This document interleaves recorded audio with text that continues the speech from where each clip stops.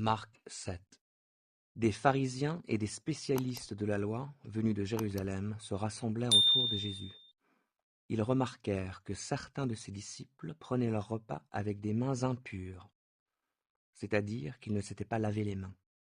En effet, les pharisiens, et les juifs en général, ne se mettent jamais à table sans les avoir soigneusement lavés. Ils observent ainsi la tradition de leurs ancêtres. De même, en revenant du marché, ils ne mangent pas sans avoir fait leurs ablutions. Ils ont reçu beaucoup d'autres traditions qu'ils observent, comme celle de laver rituellement les coupes, les pots et les vases de bronze. Les pharisiens et les spécialistes de la loi demandèrent donc à Jésus: « Pourquoi tes disciples ne se conforment-ils pas à la tradition de nos ancêtres?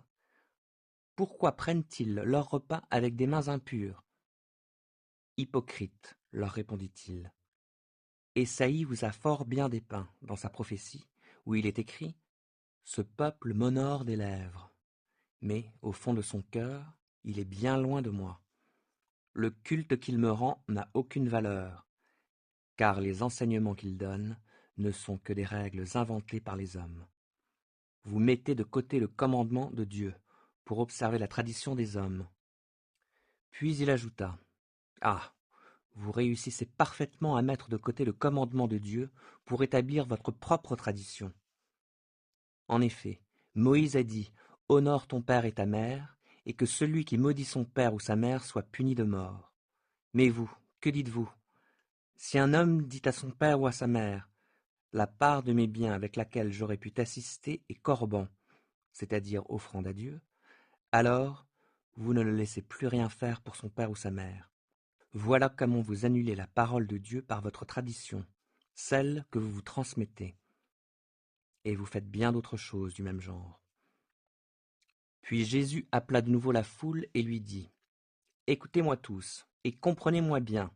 Rien de ce qui vient du dehors et qui pénètre dans l'homme ne peut le rendre impur. C'est au contraire ce qui sort de l'homme qui le rend impur. Si quelqu'un a des oreilles pour entendre, qu'il entende. » Lorsque Jésus, laissant la foule, fut rentré à la maison, ses disciples lui demandèrent de leur expliquer le sens de cette image. Il leur répondit: « Ainsi vous non plus vous ne comprenez pas. Ne saisissez-vous pas ce que je veux dire? De tout ce qui vient du dehors et pénètre dans l'homme, rien ne peut le rendre impur. Tout cela, en effet, ne va pas dans son cœur, mais dans son ventre, et est évacué par les voies naturelles. » Il déclarait par là même que tous les aliments sont purs. Et il ajouta: « Ce qui sort de l'homme, c'est cela qui le rend impur.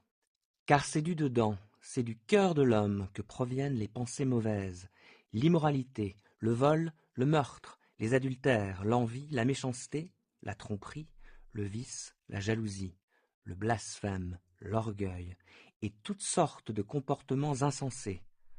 Tout ce mal sort du dedans et rend l'homme impur. » Jésus partit de là et se rendit dans la région de Tyr. Il entra dans une maison. Il ne voulait pas qu'on sache qu'il était là, mais il ne put cacher sa présence.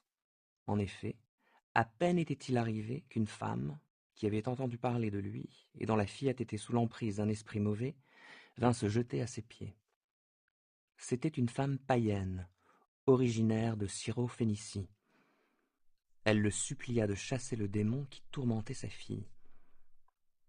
Jésus lui dit: « Laisse d'abord se rassasier les enfants de la maison, car il ne serait pas convenable de prendre le pain des enfants pour le jeter aux petits chiens. » « Sans doute, Seigneur, reprit-elle, mais les petits chiens qui sont sous la table mangent les miettes que laissent tomber les enfants. » Et Jésus de répondre: « À cause de cette parole, va, retourne chez toi, le démon vient de sortir de ta fille. » Elle rentra chez elle et trouva son enfant couché sur le lit.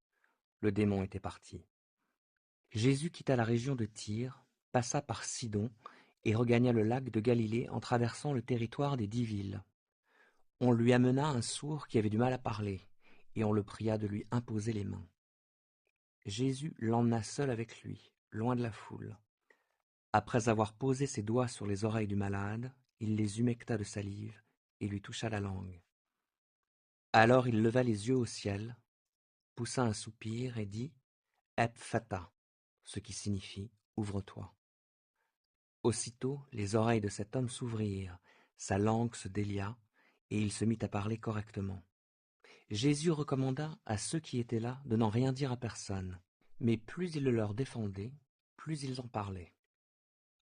Remplis d'étonnement, les foules s'écriaient « Tout ce qu'il fait est magnifique. Il fait entendre les sourds et parler les muets.